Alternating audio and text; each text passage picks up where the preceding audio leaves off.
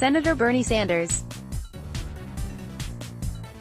Stephen Maturen, Getty Images by David Siders. The 3rd of January 2025, 51 p.m. Eastern Standard Time. Updated, the 3rd of January 2026, 24 p.m. Eastern Standard Time. Bernie Sanders opened his town hall in Anamosa, Iowa, on Friday with a searing rebuke of President Donald Trump's dangerous escalation of the conflict in the Middle East.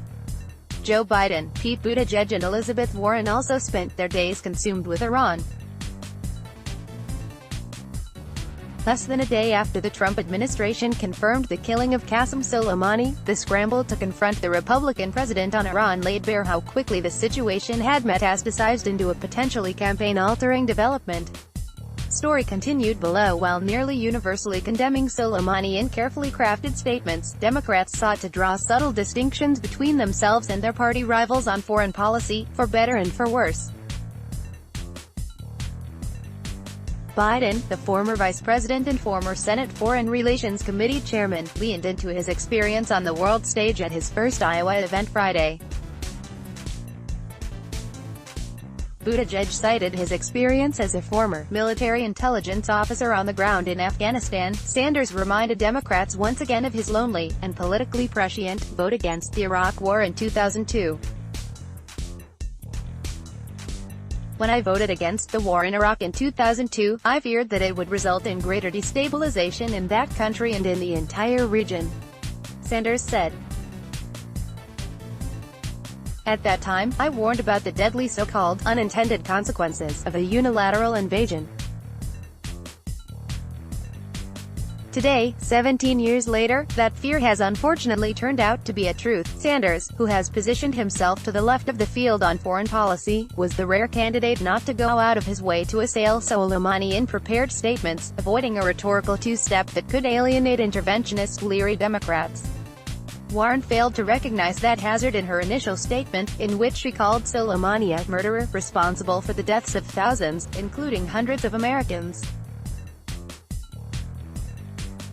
But this reckless move escalates the situation with Iran and increases the likelihood of more deaths and new Middle East conflict. "Our priority must be to avoid another costly war." Qasem Soleimani. Ibrahim Narousi, file, AP photo. After progressives criticized her tone, she issued a second, more singularly Trump-focused statement Friday, and referred to the killing as an assassination of a senior foreign military official, language echoing Sanders' earlier characterization. The killing suddenly refocused, at least for the moment, public attention on foreign policy, which has played a minor role in a presidential primary dominated by domestic concerns.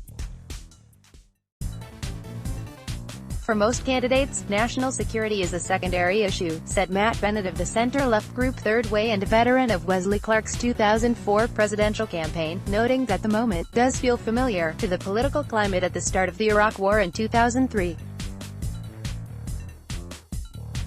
"If this kind of results in Iran shelling some things and doing a cyber attack that screws up somebody's website for a while, then it won't have any impact on the 2020 primary," he said. "But if Iran responds with serious force in some way, and it's impossible to speculate what that could look like, then I think it could raise real questions about the ability of the various Democratic candidates to credibly claim national security expertise." Bennett said it is blindingly obvious that a shift in focus to national security would benefit Biden, with his extensive record on foreign policy, an opinion Biden's campaign shares. "But it will also highlight," as Sanders has, progressives' discomfort with his 2002 vote in favor of the invasion of Iraq. The Republican National Committee immediately seized on the Iran strike to lay into Biden. In a prepared statement, it said that if Biden were president, Osama bin Laden would still be alive, Abu Bakr al-Baghdadi would still be alive, Soleimani would still be alive, China would be eating our lunch, and Iran would be on the path to a nuke. Yet for Democrats, the broader concern was the reminder of Trump's singular ability to dictate the terms of the campaign. Trump speculated repeatedly during Barack Obama's presidency that Obama would try to exploit Iran for political gain, warning in one of several now widely circulated tweets he will attack Iran in the not-too-distant future because it will help him win the election. This week, it was Trump raising the specter of an escalating conflict in the Middle East and opening new battle lines in the 2020 primary. On the one hand, this was retaliation of the highest order, against an indisputably brutal actor in Soleimani, which may rally Americans around the commander-in-chief, said David Axelrod, the former Obama advisor. On the other, it will almost certainly be interpreted by the Iranians as an act of war, and may fetch serious and far-flung consequences which could entangle the U.S. in the Middle East in new and perilous ways. In a victory lap Friday, Trump said Soleimani had killed or wounded thousands of Americans and got caught while plotting to kill more.